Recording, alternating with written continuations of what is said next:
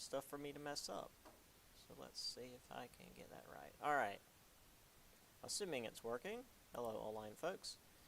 All right. So, I don't think I've had any of you before. Um, Usually I remember names.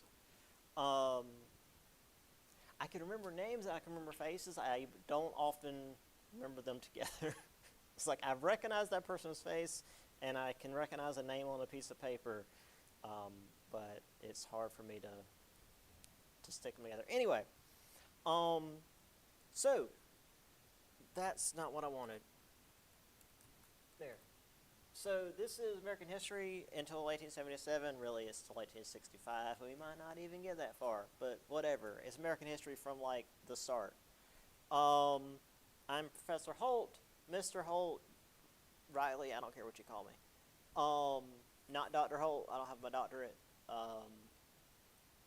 Otherwise, I'd be slightly less concerned about attendance being down as much as it is. So, yeah, this is just your intro day. We're going to go over what the class is about, how the tests are going to work, how the papers are going to work, just stuff in general. We're not going to really be doing any like major note taking today, so it's going to be a chill day. Although, as much as I like to ramble, it might take the entire class period. I usually try to let you guys out early on the first day, but who knows? Okay, so me. You've probably already seen my humor is terrible. Hey, we got another person. Let's go. It's just Kira. Well, you're welcome in Tuesday, Thursday classes if you want to be. Welcome. Okay. Well, you've already seen this, so you know what's going on. For my online students, you didn't get to hear it because YouTube will murder me. But those of you that were in here wondering what in the hell was going on earlier, I was playing Tom Lure, who sadly passed this summer at the ripe old age of 97. So, not so much a tragic loss as it's about time. He was a math professor and a satirist, as you could tell from those songs. And he only wrote I think I read 39 songs, and then that was it, over the course of his entire life. But a lot of people know his stuff. He was Weird Al before Weird Al was born. Yeah, so that's kind of my level of humor, is just real dumb stuff. I'm also real sarcastic. If I say something that may seem off to you, I'm probably being sarcastic. If I'm ever offensive in any way, I apologize. It's probably my sarcasm. Speaking of which, Kira,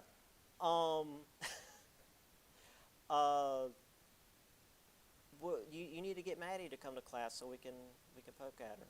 I know. Is she in this class? No, no, because I saw your name. I'm like, wait, where's Maddie? Well, I don't know any of those people are taking. They're calling me smart. No, we can't have that. Anyway, again, sometimes my language is not exactly PG. It's usually because I don't necessarily agree with the "don't speak ill of the dead" idea, which is mostly these people have been dead for 200 years. They can deal with it, especially when they were terrible people. I'm gonna talk, as the kids say, mad shit about, say, Christopher Columbus, who was a terrible person. We'll get into that. So yeah, there will occasionally be some words you may not hear from your high school teachers. I'll make some terrible references here and there. I mean, again, Tom Lure. And I don't often sleep well. Stress, my cats. Also, I work security at night on the weekends, which doesn't help the insomnia.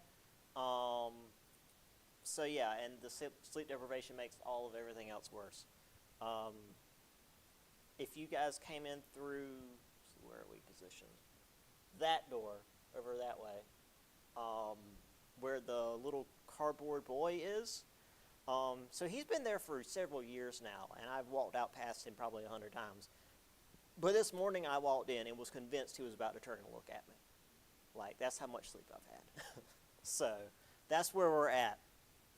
Anyway, all that said, this isn't going to be a gotcha class. I'm not gonna bust your butt about real specific stuff. I'm not going to try and, hurt you grade-wise. As long as you show up to class and you take your notes and you ask questions, if you've got questions, you should be fine. You got to meet me halfway. I'm not giving you a grade. You have to earn it. But I'm also not going to fight you over a grade. If you come to class and do your half, you'll be fine. Again, Kira, you can speak to this. Are we still going to use one? Oh, yes. I didn't pick what words, but I didn't understand. Yeah, no, you're good. History. So, again, based on my experience with high school history, it was a lot of dates and names, battles, treaties, stuff you can do for short answer, which, to be fair, I've got to kind of do for multiple choice, because I need to make sure the tests have enough questions. But the way I was taught history and the way that I will teach history, because it makes it a lot more engaging, and it tends to keep most of the class awake, is a series of questions. Who, what, where, when, why, and how. So let's talk about the War of 1812. Does anybody in here know anything about the War of 1812 at all? No? Okay. I was going to ask you guys to answer these for me. So that's cool. Don't worry about it. Who was involved? America and Britain. Okay, easy start. What happened? They had a war. It's in the name. Where did it happen? The U.S. and Canada. In fact, this is just a little aside that is real interesting to me because I'm a dork. There were naval battles in the Great Lakes because, again, the Great Lakes are massive, and Britain had Canada, and we're on the other side of the Great Lakes, so we had naval stations on our end of the Great Lakes, and Britain had naval stations on their end of the Great Lakes, and we had naval battles in the Great Lakes. It's weird to think about, because when you think about, like, sailing ships and cannons and stuff, the only thing you ever really think about usually is, like, the Caribbean, right? When did it happen? I'm sure somebody can tell me that. There you go. It happened in 1812. It technically ended in 1814, but most of it occurred in 1812, and then the rest of it was like negotiation. So what was the why and how of it? That's why we're here. The British were impounding American vessels. There was this idea of sovereignty of the sea, like today we have this idea of international waters, where once you're far enough away from a country's landmass, it's just like everybody's ocean. Border issues, which, because the United States wasn't past, say, I think, the Mississippi River at this point. Imperialism, which is the whole thing we'll get into more so next semester, those of you that stick around for next semester. But this is what keeps history relevant. Because it's not just like, this isn't something that I can put down on a multiple choice question and say, hey, what is the one thing that's the reason why the war happened? There was a lot of stuff. Now, actually, I do think I have a main reason why the war started, and we'll talk about that when we get there. But that's still open to interpretation. Yeah. Now, this next thing, the historical lens, this is technically like this is a term in my European history class that is actually on their first test. This is not on your test. This is a historical term that I found was a good way to kind of put into context how we see history. Because it wasn't until I was in like a 300 level course that it was made clear to me like how history is viewed. Because when we think of history, it's like, oh, it's just a book with what a bunch of old people did. Not really. So the historical lens, and here's a block of text. You don't have to worry about that too much.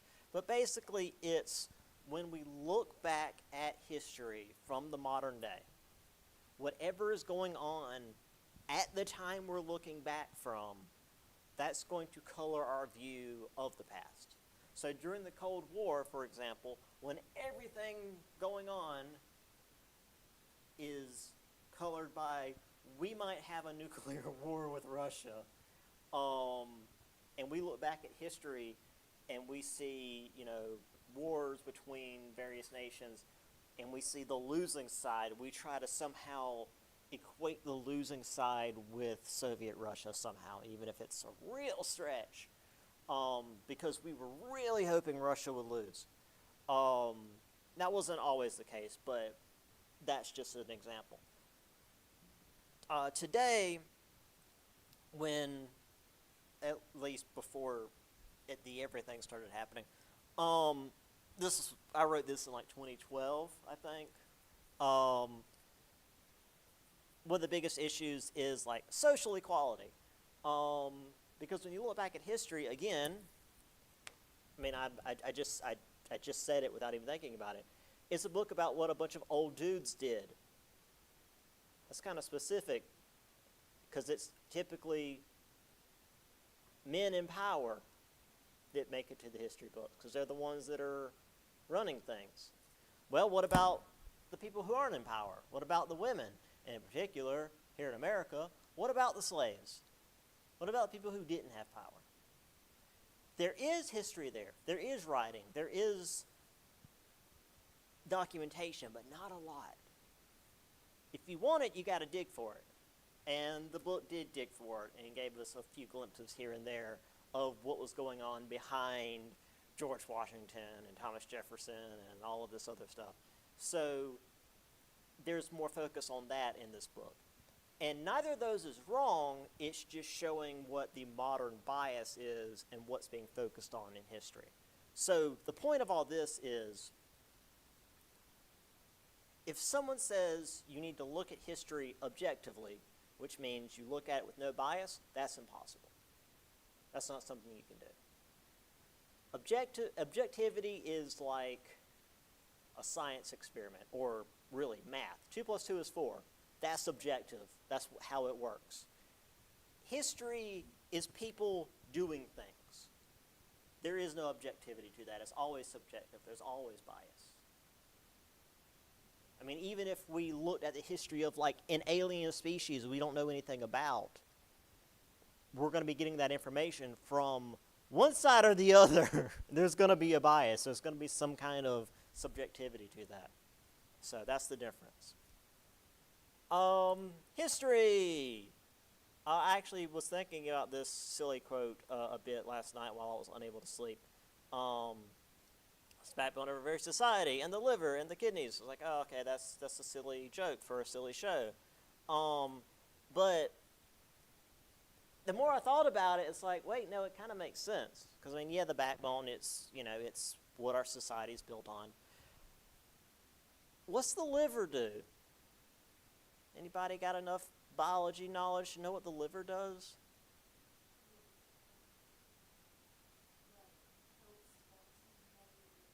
Correct. Yeah, it filters toxins out of your body. And the kidneys? Well, yeah, but I mean, kind of the same thing. Just more, the liver's to filter toxins out of your blood. The kidneys more so out of your waste system.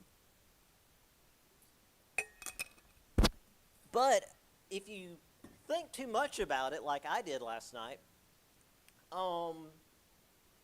history is kind of like that, because you look back into the past and you see the toxins and the waste that humanity has made, and you're able to see it from, again, not an objective point of view, but at least from not being in the middle of it. Because if you're in the middle of it, it's hard to really see what's going on. It's like if this building were to catch on fire, it's hard to tell what's happening. It's on fire, but we don't know what other parts of the building are on fire. We just know we're in this room and things are bad. You need to kind of be able to back up and see the whole picture, and that's what history is able to do for us. Again, this is just a silly quote from a silly show, but again, last night I was unable to sleep, and when I'm not able to sleep, my brain thinks, and I don't like when my brain thinks.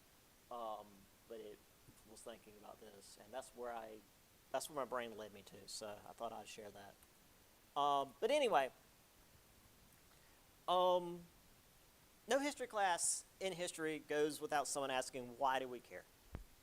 Why do we care about, in particular, the War of 1812? This war where America and Britain got in a fight, this was obviously post the War of Independence, so nothing really happened, right? Besides the really cool naval battles on the Great Lakes that I like to talk about. This is when Washington, D.C. was burned down, by the way. Britain landed forces in America. D.C. was evacuated. It wasn't called D.C. at the time, but it doesn't matter. They evacuated Washington City, and British troops marched in and burned the place down. What we see today is post-1812. And then there's some other ramifications of the war as well, but I'll get into that when we get to the war. So the argument is those who fail to learn from history are doomed to repeat it. But Britain's not really much of a world player anymore, not since like World War II. And America's not imperialistic, right? We're not going around the world taking places over or making them do what we say by threatening them with military force or, trade sanctions. That's not how we work. But yeah, we learn because it's our legacy. It will forever shape our present and future, and the more we know about the past, it helps us prepare for that future. Because whether you know about it or not, it's still there. If you don't learn about it, it's still going to happen. History works in patterns, and so does humanity, so do people. So seeing the patterns helps us prepare for what might be coming next. And again, I hate to bring this up every time I get here, but unfortunately, it's a very obvious pattern. When an aggressor country wants to take part of a country that it invaded, and then it's like, oh yeah, we'll totally leave everything alone afterwards. And the other countries are just like, oh yeah, we'll appease you by letting you take this country. That's not where they're going to stop. This is, if you're not familiar with what I'm talking about, this was what Germany did in the 1930s with Czechoslovakia. Dear leader was like, hey, we just want this little strip of land from Czechoslovakia. And Britain and France were like, okay, well, that's fine, just don't take anything else. And then he took the rest of Czechoslovakia. And then he took Poland. Which is why I say, and again, history can't predict the future, but patterns exist. If Ukraine falls, Poland's next. Period. Poland is always next. So, yeah. Anyway, So we've got this American imperialism. We know about the World Wars, the Cold War, and at least with like this section of history, like the American War for Independence, and I guess you can go back to the French and Indian War, which I will not be calling it that, and the Civil War. But there's a lot of politicking. When I do my European history class, it's can't words. It is a much broader time period. This is so much smaller, so there's so much political crap we've got to go over, unfortunately. But it's important in the context of why things are happening. So yeah, why not just get to the good stuff? Why don't we just talk about, we start with, hell, one of the wars we were involved in, even before the War for Independence. But the example I use is like if you were to watch Lord of the Rings, but just the battle scenes. And if you go for the extended edition, that's basically an entire movie. That's like an hour and a half, 2 hours. But why? Why are they fighting? Who's fighting? What's at stake? Why is this castle important? Why is this tower important? Why are there walking trees? And now that I have been sat through the entire series, extended edition, I would add to that, why are the elf and dwarf aggressively flirting with each other? Again, if you've seen the movies, you know what I'm talking about. But yeah, it's like, if without and unfortunately, the answer to that question is best answered in, like, the Silmarillion, so, like, there's a lot to that. Anyway, history follows patterns that can't be looked at in small parts. That's why, back before the History Channel stopped doing history and was just doing, like, weird-ass reality shows, if they did a documentary on, say, World War II, like, because it used to be the World War II channel. Like, that's all they did. You couldn't start with, we're going to talk about this battle. You had to go back years to lead up to why this was happening. And even then, it was History Channel did shoddy work. I'm sorry. But, like, even if it's just like, we're going to talk about World War I real broadly, you can't start with, and then this dude got shot and World War I started. You can't start there. You have to start with all these entangling alliances and all this pressure that was building up. And even if you just do that, like, the most basic, like, baby cliff notes possible, it's still going to take you up to the first commercial break. Because history is in patterns. You can't go with small parts. You've got exploration, colonization, the European powers fighting each other, the various revolutions, the new country as it's going west, the, obviously, Civil War, and the problems that still has left to this day. And we're starting with exploration. We're starting with a fully formed Europe. That goes way back. The patterns that we see happening in America existed in Europe for hundreds of years. So when this first chapter that we'll go into next week, like, we have to go back to Europe and be like, okay, we're going to have to summarize the last, like, 1,500 years of Europe real quick to understand why England, France, and Spain really hate each other and why, like, this whole everything is happening. So, with history existing in patterns, can it help us predict the future? No. Because, that's just not how it works. But it can help us try to make the future as good as possible, avoid mistakes of the past, like a land war with Russia. This, again, I wrote in 2012 before the everything happened. But this is a reference to both Napoleon and our boy Hitler deciding, let's march into the largest landmass in the world and see what happens when winter hits. We stand on the shoulders of giants, set the foundation for what we have today, etc., etc. History can be traced back to wars, and war never really changes. And if you get it, good for you. If you don't worry about it. And if you're like me, this image will annoy you because it's a good image and a good quote, but they don't go together. Anyway. So, come to class. That's important for having class. The attendance policy thing is basically if you miss 2 weeks of my class in a row, I have to wonder if you're still in my class. It's not, it's technically 4 consecutive days. But that's class days, which again, we have 2 a week, so that's 2 weeks in a row.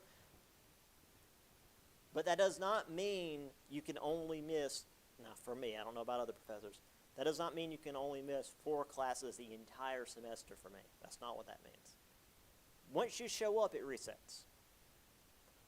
So if if you're out a week because you're sick or something, and then you come back the next week, and then you miss another day or 2 throughout the semester, that doesn't mean you have 1 day left and then I'm kicking you. That's not how that works. So, but if you're gone for half a month, just straight, then I'm going to ask if you're still here. If you do need to be gone for a long period of time, email me. We'll talk about that in a second. Oh, right. This is the book. This might be the book. I don't know if yours might still look like this. This is what mine looks like. This is first edition. Yours won't look like this. This one was given to me. I don't remember. Somebody had an extra one. This is 4th edition, Exploring American Histories. If your school is giving you one, great. If they're not, I don't expect you to buy this. At least not new. If you can get it really, really cheap online, great. If not, there's, I don't remember the site, so I'm going to have to expect you guys to do a little bit of, let's see, looking at it. I'll have to expect you guys to do a little bit of research, but you all grew up in the internet age. You know how to look things up on the internet. There's archive sites that have PDFs of textbooks for free. So, if you're not able to get your hands on one of these for really, really reasonable, and I mean reasonable for you, not for like what a textbook would normally be because they're stupidly expensive, you're more than welcome if you're able to get your hands on a PDF. That said, most of my material, I shouldn't say that, all of the material for the test will be up here on the note board, PowerPoint. The only exceptions, I may show a video or 2 here and there, and there may be a question from like the video, but that will also be up here on the board. So I mean, technically, it's all there. I will not be like where it's, hey, you have this much of the test from the book and this much from the notes. It's all from the notes.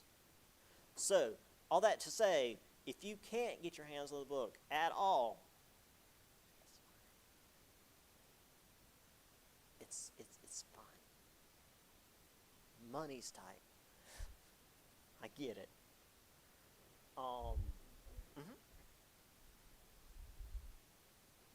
That said, it would be helpful if you can, because again, all my notes come out of the book.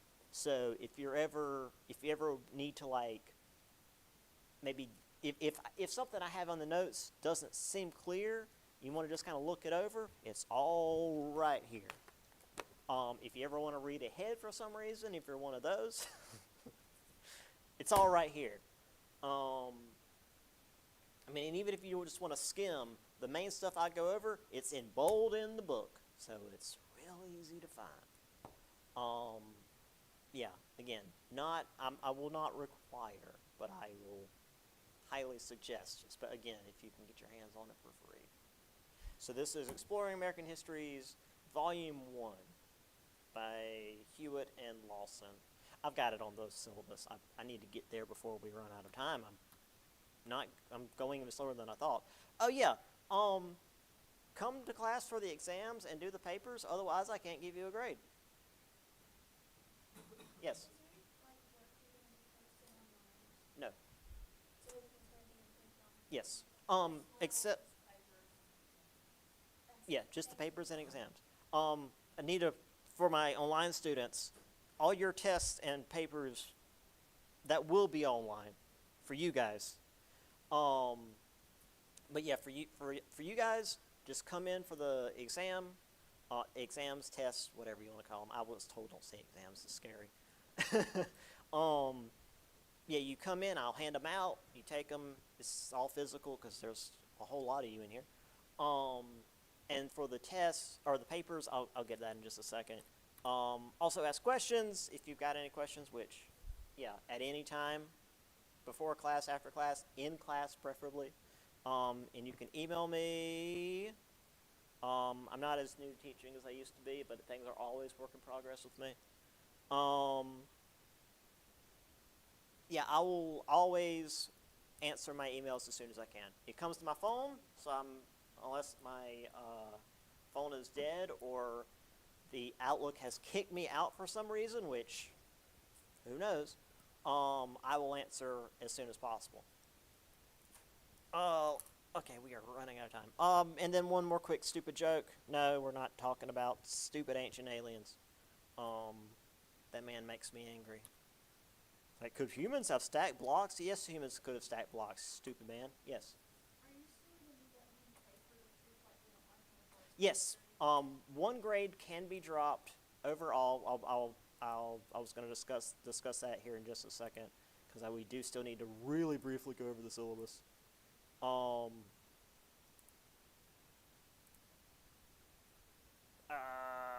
on.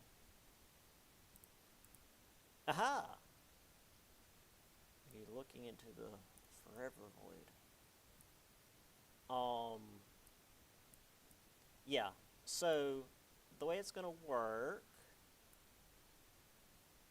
There we go. Right. So here's syllabus. I'll put this up on Blackboard after class. This is not all my language. Anything that's in here especially harsh, especially like, you need to print these out and bring them to class. No, that's not me. Don't worry about that. I will be putting the PowerPoints up on Blackboard as we finish each chapter. So if you miss a day or something, you will still be able to like get your hands on the PowerPoints. I don't expect you to print them out. That's terrible. Blah, blah, blah, blah. Here's the text again if you need to see it. Does not need to be first edition. What? Why is that there? Again, not required. Strongly suggested. I might put some readings on Blackboard. If I do, I'll let you know. You're not expected to print them out and bring them in, but if there's something that I think you guys should read over, I'll tell you. I'll like send out a mass email. I like participation. I'm not going to grade you on participation like my other professor was about, but it's good. Right, writing. 2 papers. First one is due October 1st because that's right before our fall break. Because fall break is like this week of October. Okay, I was wondering if we could actually see that. Compare and contrast the way European powers enter. And then I'm going to put this on Blackboard too, so like you don't need to worry too much about like writing all this down. And I've also went ahead and put up paper topic 2, which is about love revolution. MLA format. Like you got like a month and a half. I don't like going over this too early because it freaks people out. It's 2 to 3 pages, double space. Real easy. Also, I would prefer that you print them out and bring them in if you can. I do not have a working printer at home. I come out here and print all my stuff out. There is a media center down at the very end of the hall, the big glass room, where you can print stuff out if you need to. If you don't have a chance to print it out, email it to me. Online folks, you email me your stuff regardless, so don't worry about that part. I've only had this happen once, and it was really awkward, so don't handwrite your papers. Spelling and grammar count to a certain extent, which is to say, if I can't read what you're writing because I don't understand what you're saying, it's going to knock your grade down a few points. Because the whole point of a paper is that you're making like an argument of some kind, or at least like informing me of something. And if I can't tell what you're saying, you're not doing a good job of that. But again, you're going to be using a word processor, so like it should be fine. Right, the tests. 3 tests, final exam. Hopefully 3 tests. Final exam. Multiple choice and short answers. Multiple choice, it's right there in the name. The short answers are not an excuse for me to give you an essay question. I did essay questions once and I'll never do it again. Short answers are, in my mind, multiple choice questions that are so easy you don't need a multiple choice. It's stuff like, okay, who wrote the Declaration of Independence? And you tell me Thomas Jefferson. And that's the short answer kind of thing. Now, if there's ever a short answer question that you maybe aren't sure how to spell, fine, do your best. If I can tell what you're going for, you get full credit. Yes. Oh, thought you had a question. Yeah, as long as it's not like clearly something else, like if it was, say, the Mississippi River, for some reason you could not spell Mississippi, and you instead put Missouri River, that's something else entirely. Like, yeah, some of the letters are there, but it's also something else entirely. Like, that's a misspelling that technically is wrong, because the Missouri River is a thing. Also, the final exam is not cumulative. It will simply be the last test.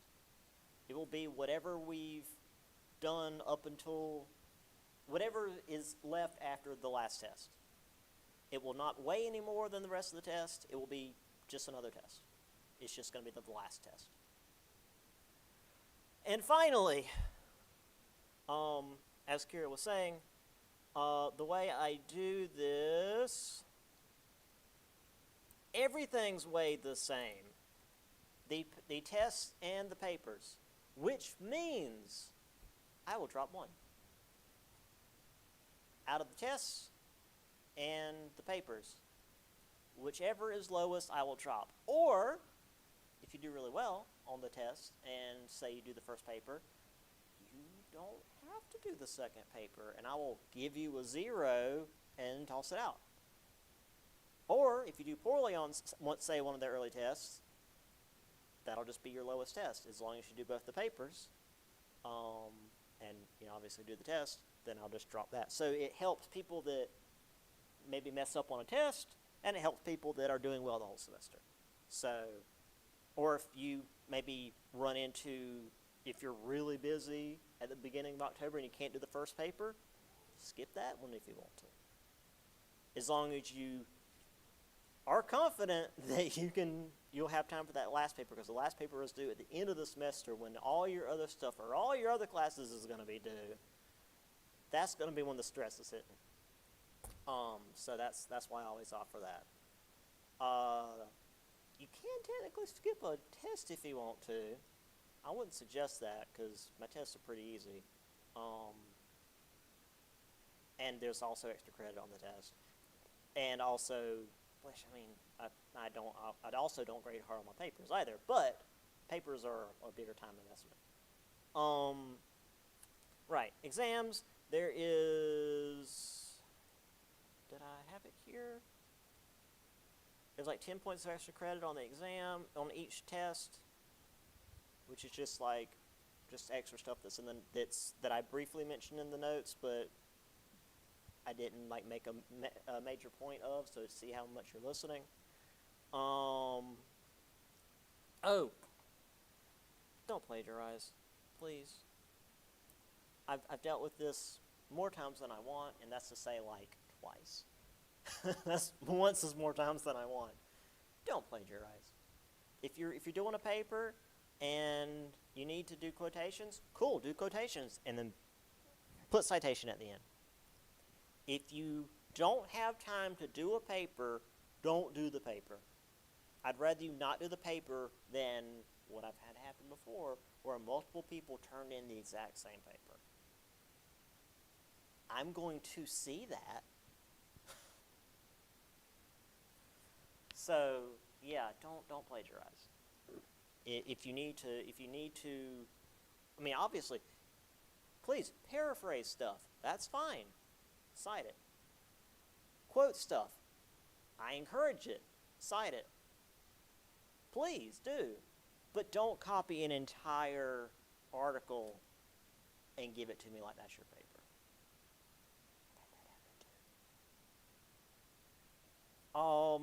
Okay, we are out of time. If you have a disability and need academic accommodations, talk to the Office of Counseling and Testing, and they will set you up, and we will take care of you. If you miss an exam, we have a testing center right by the front office. So if you're not here that day, just let me know when you can come back and when it'll work for you, and we'll get you set up. So it's not like if you miss an exam, that's it. I think that's it. Yeah, I used to have a exam schedule, but it never stayed where I wanted it to, so I just don't do it anymore. Every three chapters, we're gonna have a test. Yeah. Okay. Sorry for keeping you guys longer than I meant to. I'll see y'all on Monday for the actual material. Thanks for showing up.